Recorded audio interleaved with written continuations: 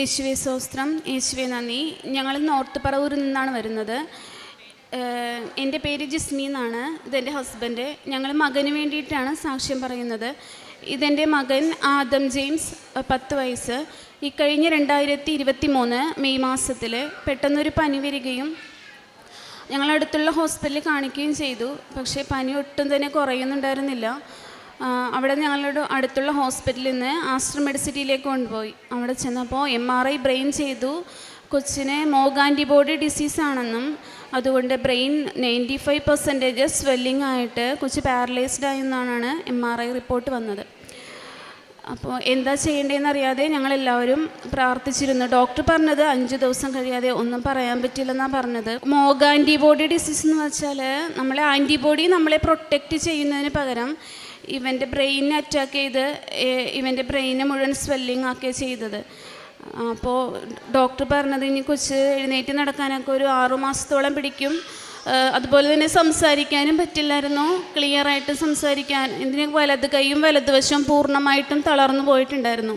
അപ്പോൾ 3ാമത്തെ ദിവസമായപ്പോഴും ഡോക്ടർ പറഞ്ഞത് സ്വെല്ലിങ് കൂടി വരികയാണ്, കുറയുകയാണെങ്കിൽ മാത്രമേ സ്കോപ്പുള്ളൂ.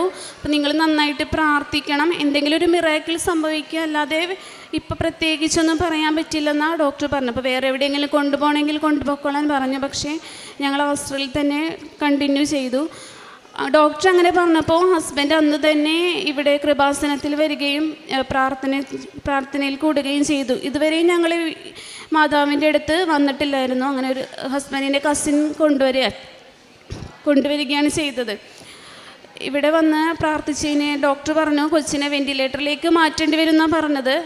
ഹസ്ബൻഡ് തിരിച്ചു വന്നപ്പോൾ ഡോക്ടർ വിളിച്ചിട്ട് പറഞ്ഞു നമുക്ക് 2 ദിവസം കൂടി വെയിറ്റ് ചെയ്യാം, സ്വെല്ലിങ് കുറയുവാണെങ്കിൽ വെൻറ്റിലേറ്ററൊന്നും വേണ്ട, ബെറ്റർ ആവുന്നുണ്ടോ എന്ന് നോക്കാമെന്ന് പറഞ്ഞു. 4ാം ദിവസം MRI വീണ്ടും ചെയ്തപ്പോൾ ബെറ്ററായി. പഴയതിനേലും സ്വെല്ലിങ് കുറഞ്ഞിട്ടുണ്ട്. പക്ഷേ 7 ദിവസം കഴിയാതെ നടക്കുന്ന കാര്യവും സംസാരിക്കുന്ന കാര്യമൊന്നും പറയാൻ പറ്റിയില്ലെന്നാണ് പറഞ്ഞത്. വലത് കൈയും കാലും ഒട്ടും തന്നെ അനക്കുന്നില്ലായിരുന്നു.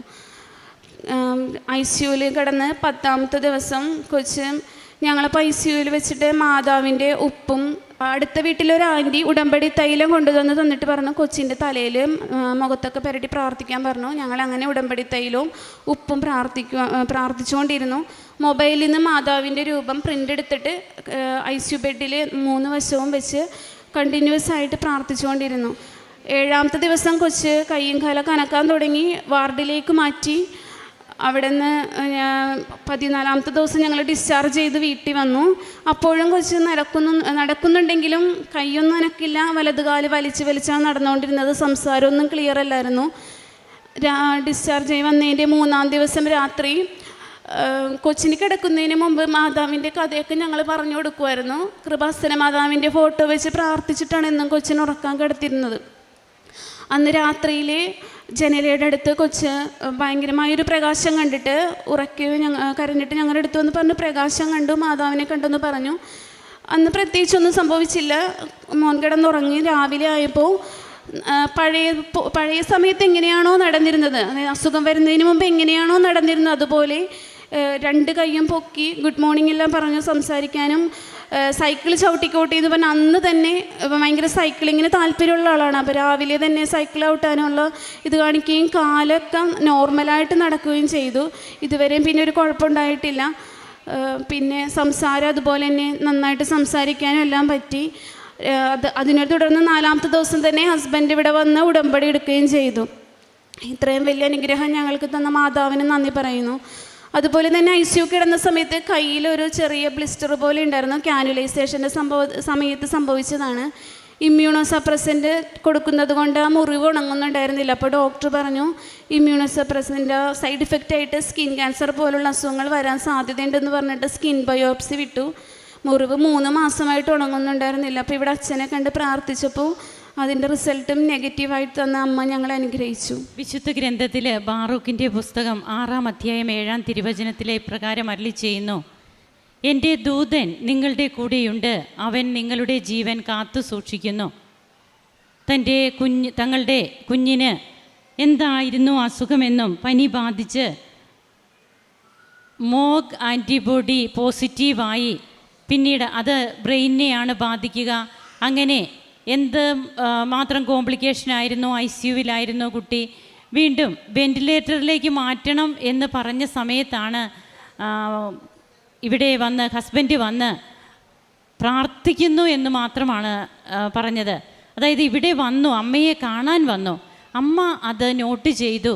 ഉടനെ തന്നെ അവിടെ ഡോക്ടേഴ്സ് പറയുകയാണ് വെൻറ്റിലേറ്ററിലേക്ക് മാറ്റണ്ട, കുറച്ച് ഇമ്പ്രൂവ്മെൻ്റ് ഉണ്ട് എന്ന്. അമ്മയെ ഒന്ന് വന്ന് കണ്ടപ്പോൾ തന്നെ അമ്മ അവിടെ ഇടപെടാൻ തുടങ്ങി എന്നുള്ളതാണ് നമുക്ക് മനസ്സിലാവുക. പിന്നീട് മറ്റുള്ളവരൊക്കെ കൊടുത്ത നേർച്ച വസ്തുക്കൾ, ഉടമ്പടി എടുത്തവർ കൊടുത്ത നേർച്ച വസ്തുക്കളൊക്കെ ഇവർ ICUവിൽ എങ്ങനെ ഉപയോഗിച്ചെന്നും, മകൻ ഒരു വശം പാരലൈസ്ഡ് എന്നതുപോലെ ആയ മകൻ, അമ്മയുടെ ദർശനമുണ്ടാവുകയാണ് ഈ കുഞ്ഞിന്. ജനലിൻ്റെ സൈഡിൽ അമ്മ വന്ന് നിന്നു എന്നും, അതിനു മുൻപ് കുഞ്ഞിനെ കൃപാസന അമ്മയുടെ ഫോട്ടോ വെച്ച് പ്രാർത്ഥിച്ചിട്ടുണ്ട്. അപ്പോഴത് കണ്ട കുഞ്ഞ് ഗ്രേ കളറിലുള്ള അമ്മ തന്നെയാണ്. ആണോ? അങ്ങനെയാണോ?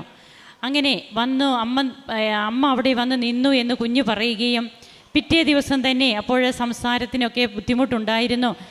നോർമലായിട്ട് സംസാരിക്കാൻ തുടങ്ങി. കൈയും കാലുമൊക്കെ നോർമലായിട്ട് ആ കുഞ്ഞ് നടക്കാൻ തുടങ്ങി. സാധാരണ നടന്നിരുന്നത് പോലെ സൈക്ലിംഗ് തുടങ്ങി. ഇതൊക്കെയാണ് നാം കേട്ടത്. അങ്ങനെ നമ്മുടെ പിന്നീടാണ് ഇവിടെ വന്ന് ഉടമ്പടി എടുത്തത്. അതിനുശേഷമാണ് ഹസ്ബൻഡ് ഇവിടെ വന്ന് ഉടമ്പടി എടുത്ത് അവർ ഉടമ്പടിയിൽ ജീവിക്കുന്നത്.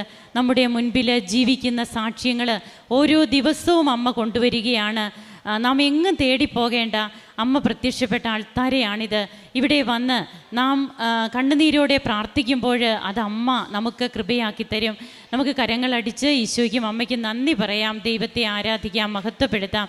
യേശുവേ നന്ദി, യേശുവേ സ്തുതി, യേശുവേ ആരാധന. അത്യപൂർവ ദൈവാനുഭവങ്ങൾ ഇനി നിങ്ങൾക്കും സ്വന്തം. ഈ യൂട്യൂബ് ചാനൽ ഇതുവരെ സബ്സ്ക്രൈബ് ചെയ്തിട്ടില്ലെങ്കിൽ ഇപ്പോൾ തന്നെ സബ്സ്ക്രൈബ് ചെയ്യുക. ഈ വീഡിയോ ഇപ്പോൾ തന്നെ നിങ്ങളുടെ സുഹൃത്തുക്കൾക്ക് ഷെയർ ചെയ്തുകൊണ്ട് കർത്താവിൻ്റെ പ്രേക്ഷിതരാകുക.